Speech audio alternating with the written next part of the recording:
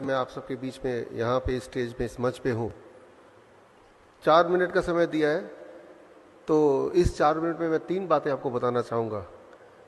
अगर आप स्क्रीन को देख रहे हैं तो स्क्रीन में cure@72 आवर्स, क्या करें कि हम फटाफट ठीक हो जाएं, खास तौर पे जो लोग आलसी है वो क्या करें।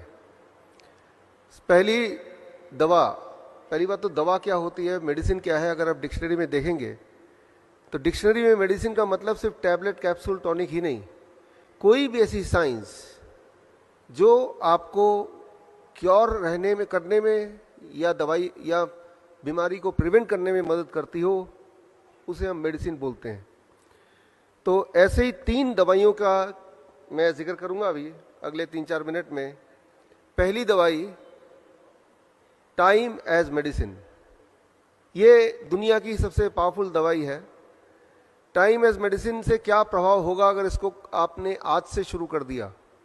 करना सिर्फ इतना है, सुबह 8 बजे से पहले कुछ ना खाएं, शाम के 6 बजे के बाद कुछ ना खाएं। यानी कि डिनर आपको शाम के 6 बजे से पहले फिनिश कर देना होगा। 6 बजे के बाद पानी पी सकते हैं, लेकिन कुछ खाना नहीं है। कम खाने नहीं बोल रहा हूं मैं, अलग खाने नहीं बोल रहा हूं मैं सिर्फ इतना बोल रहा हूं, your eating bracket is between 8 AM to 6 PM। अगर आपने ऐसा कर दिया तो हमने अपने हॉस्पिटल में ये देखा है, हमारे 20 हॉस्पिटल है हिम्स के नाम से, कि ये एक बदलाव से by the time it is 1 week to 10 days, 1 हफ्ते से 10 दिन के अंदर अंदर कॉन्स्टिपेशन गायब होने लगती है, एसिडिटी गायब होने लगती है, ब्लोटिंग गायब हो जाती है, नींद बढ़िया होने लगती है। लेकिन अगर 15 दिन से अधिक करने लगे तो जॉइंट पेन गायब होने लगता है। अगर 21 दिन से अधिक होने लगे तो ब्लड प्रेशर, ब्लड शुगर अपने आप नीचे आने लगता है। जिनका ज्यादा होता है उनको दवाई छोड़नी उनकी मजबूरी हो जाती है। और कहीं अगर आपने 1 महीना भर कर लिया तो गैस्ट्रिक इसोफेगल रिफ्लेक्स डिजीज, जिसका पेन लगभग हार्ट अटैक के बराबर का ही होता है, वो ठीक होने लगता है, ठीक हो जाता है। और साथ में आपका वेट, जो लोग मोटे हैं, ऑन एवरेज मैंने देखा है 5% वेट आपका ड्रॉप हो जाता है। तो that is the time as medicine. सिर्फ इतना ध्यान रखना है, सुबह 8 बजे से पहले क्यों कुछ ना खाएं और शाम के 6 बजे के बाद कुछ ना खाएं। इसके पीछे का साइंस क्या है, वो जिनको समझने में रुचि है तो वो मेरी किताब ये पढ़ सकते हैं bishwarup.com/ebook में जाके, तो आपको साइंटिफिक एस्पेक्ट पता चली जाएगा। लेकिन आप में से वो लोग जो जल्दी में हैं कि भाई ये तो 1 महीने का पूरा एक टाइमलाइन हो गया, जिनको 2-3 दिन में ही रिजल्ट चाहिए, तो इस टाइम एज मेडिसिन के साथ एक दवाई और जोड़िए, दूसरी दवाई, that is called food as medicine. आप में से कितने लोग ऐसे हैं जिनको DIP डाइट का थोड़ा बहुत आइडिया है? आप में से किसी ने सुना है पहले? यहाँ तो हाथ रेज है, उधर कुछ हाथ रेज है, यहाँ भी मैं देख रहा हूँ, धन्यवाद, थैंक यू। तो DIP डाइट अगर आप टाइम एज मेडिसिन के साथ जोड़ दें तो हमने ये देखा है पिछले 14 सालों में कि पहले 72 आवर के अंदर ही, पहले 3 दिन के अंदर ही ब्लड शुगर नीचे आने लगता है इतनी तेजी से कि दवाई छोड़ना मजबूरी हो जाती है, इंसुलिन को टेपर डाउन करना जरूरत हो जाती है। लेकिन अगर DIP डाइट अगर 3 से 7 दिन तक करें तो ब्लड प्रेशर तीसरे दिन के अंदर अंदर इट स्टार्ट ड्रॉपिंग, तो यानी कि ब्लड प्रेशर की दवाई भी छोड़ना जरूरी हो जाता है। सिमिलरली कोलेस्ट्रॉल भी नीचे आने लगता है बड़ी तेजी से। इंटेस्टाइनल जितने भी डिसऑर्डर हैं with in a weeks time उसमें भी क्लियर रिस्पॉन्स आता है और वो ठीक होने लगता है। लेकिन कहीं अगर आपने 1 महीना कर लिया DIP डाइट तो 10% वेट लॉस होता है ऑन एवरेज जो लोग मोटे हैं। First month, second month onward 5% till you achieve your normal BMI। जो एंजाइना अगर है, चेस्ट पेन वगैरह है, तो 1 महीने में वो गायब हो जाता है, हमने ये देखा है। थायराइड डिजीज अगर किसी को है तो 2 महीने के बाद अगर आप थायराइड चेक कराएंगे तो आप देखेंगे कि थायराइड आपका नॉर्मल की तरफ आ गया या बिलो नॉर्मल आ गया। और अब अगर आपने थायराइड की गोली नहीं छोड़ी तो हाइपोथायराइड हाइपरथायराइड में भी बदल सकता है या बदल जाता है। मतलब ये कि दवाई छोड़ना आपकी जरूरत हो जाएगी। 6 महीने तक कहीं कर लिया तो हमने देखा अपने पेशेंट्स में, कैंसर में उनको क्लियर इंप्रूवमेंट दिखता है, उसकी इनहेलर छूट जाता है अस्थमा के पेशेंट्स का, और बॉडी पेन गायब हो जाता है अर्थराइटिस के जो पेशेंट होते हैं। 8 महीने तक कर लिया तो हमारे सबसे ज़्यादा पेशेंट किडनी डिजीज़ के होते हैं, क्रॉनिक किडनी डिजीज़, उनकी किडनी रिवर्स हो जाती है, उनकी किडनी फंक्शनिंग ठीक होने लगती है, ठीक हो जाती है। स्किन डिसऑर्डर में क्लियर बेनिफिट दिखता है, लिवर डिसऑर्डर में क्लियर बेनिफिट दिखता है। 3 महीने के अंदर आंखों से जुड़े हुए जितने भी, चाहे वो कैटरैक्ट हो, ग्लूकोमा हो, या आप में से कई लोग ने चश्मा पहना है, तो इसमें वी हैव सीन कि कैटरैक्ट गायब हो गया, ग्लूकोमा ठीक हो गया, चश्मे की ज़रूरत बिल्कुल ख़त्म हो गई। ये बहुत कॉमनली हमें दिखता है। और इवन हार्ट वॉल्व के जेनेटिक डिफेक्ट में भी सिम्टोमेटिक इंप्रूवमेंट दिखते हैं if when the patient they do it between 9 months to 1 year. तो ये टाइमलाइन जो हमने इस कलेक्ट किया है हमारे हॉस्पिटल से और पिछले 14 साल के एक्सपीरियंस से, तो आपको ये दोनों दवाई जोड़नी है। लेकिन एक तीसरी दवाई कर बता के मैं इसको कंक्लूड करूँगा, जो इसके बिना जोड़े बिना थोड़ा सा अधूरा हो जाएगा। The third is DIP diet. क्या है ये बता दूं पहले। DIP डाइट बड़ा सिंपल है। 12 बजे तक आपको सिर्फ फल खाना है, 3 से 4 तरह के फल अपने वेट अनुसार। मेरा वेट 70 kg है, एक और शून्य लगा दूंगा तो 700 बन जाएगा।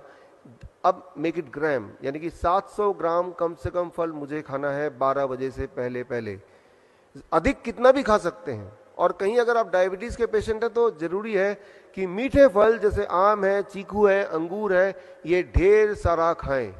जितना ज्यादा मीठा फल खाएंगे उतनी जल्दी आपका डायबिटीज गायब हो जाएगा। ये बड़ा ही इंपॉर्टेंट है। तो आम का सीजन जब होता है तो हम 1 किलो 2 किलो आम तो खिला ही देते हैं अपने पेशेंट्स को, आप घर पे कर सकते हैं। तो 12 बजे तक कुछ और नहीं खाना है, ना रोटी, ना चपाती, ना नूडल्स एक्सेट्रा।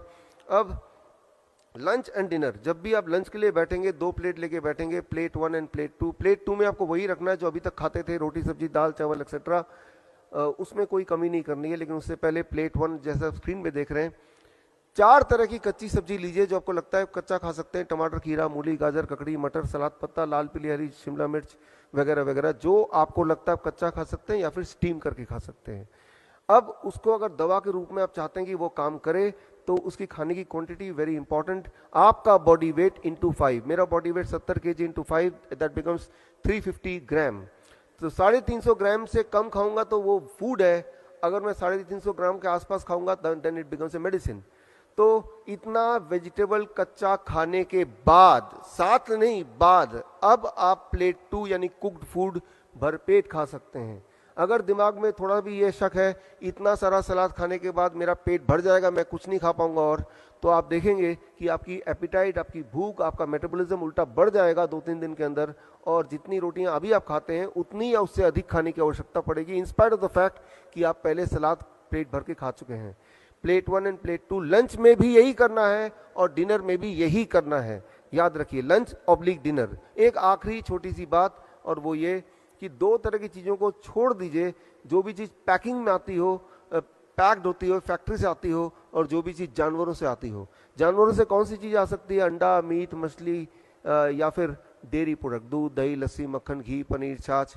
छोड़ के देखिए एक बार, जिंदगी भर लेते रहे हैं, और कुछ चीज़ों को जोड़ लीजिए। स्प्राउट्स हैं, नट्स हैं, मुट्ठी भर खा लीजिए जब मर्जी, 6 बजे के बाद नहीं, शाम के उसके बीच में एज ए स्नैक्स। फल 12 बजे के बाद भी खाया जा सकता है एज ए स्नैक्स। धूप में बैठिए 40 मिनट, नहीं बैठ सकते 40 मिनट तो 20 मिनट बैठिए, 20 मिनट भी नहीं बैठ सकते तो 10 मिनट तो बैठ ही लीजिए। तो अब जो मैंने आपको बताया, this is what is called DIP diet, right, along with the time as medicine. एक आखिरी मेडिसिन का जिक्र करेंगे, यहाँ पे अंडरस्टैंड करेंगे, and with that we can conclude, that is 0 volt medicine. ये बड़ा इंटरेस्टिंग है, इसमें कोई पैसा भी खर्चा नहीं होना है। आप देख रहे हैं जितनी इलेक्ट्रिकल इक्विपमेंट यहाँ आपको दिख रही है, उसमें सारे के सारे अर्थिंग से कनेक्टेड है, यानी कि जो ऊपर वाला पिन होता है उससे जुड़े हुआ है। अगर कोई भी आप में से इलेक्ट्रिशियन बैठा है तो उनको अगर पूछेंगे कि अर्थिंग से क्यों कनेक्ट किया, उसके बिना तो भी तो चलेगा, तो बोलेंगे एक बड़ा कारण है कि अर्थिंग से कनेक्ट करने से ये सारे इलेक्ट्रिकल इक्विपमेंट ज़्यादा लंबा चलते हैं, उनकी आयु बढ़ जाती है। आपके घर का फ्रिज, आपका घर का टीवी भी अर्थिंग से जुड़ा है।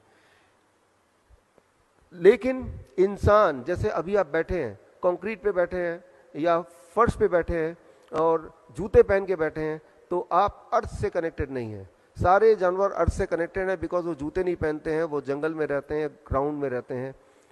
एक इंपॉर्टेंट बात मैं आपको बताना चाहता हूँ, जो इंजीनियर से वो समझें, कि अभी आप यहाँ से बाहर निकल के जाएंगे, अपना जूता उतार के जहाँ आपको मिट्टी मिले, घास मिले, जैसे ही वहाँ पे रखेंगे, जैसे ही वहाँ पे रखेंगे, with in the first 10 second, 10 second के अंदर आपका बॉडी का वोल्टेज शून्य हो जाएगा। वोल्ट मीटर अगर यहाँ पे है तो चेक करके मैं दिखा सकता हूँ, आप में से इलेक्ट्रिकल इंजीनियर तो वो देख सकते हैं। अभी अगर आपका वोल्टेज चेक करें, जैसे कि हम इलेक्ट्रिकल इक्विपमेंट का वोल्टेज चेक करते हैं, तो वो शून्य आप में से किसी का नहीं होगा, ना ही मेरा शून्य होगा। हम सबकी वोल्टेज होगी थोड़ी बहुत 0.2486।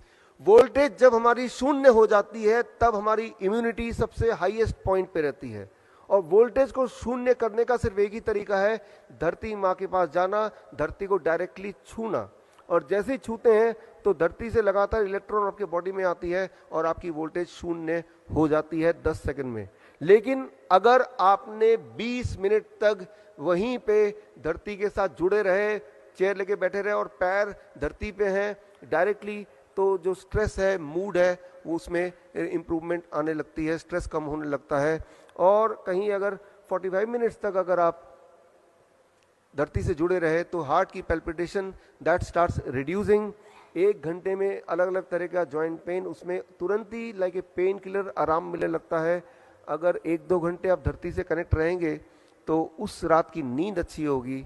हम अपने हॉस्पिटल में ओवरनाइट पेशेंट को धरती से कनेक्ट करके रखते हैं through a wire, conductive wire, तो उनकी हीलिंग फास्ट होती है। हीलिंग फास्ट आपकी तभी हो सकती है जब आपकी इम्यूनिटी पीक पे हो। इम्यूनिटी पीक पे होने के लिए आपकी बॉडी की वोल्टेज शून्य होनी चाहिए, वो तभी पॉसिबल है जब आप डायरेक्टली धरती से कनेक्टेड हैं।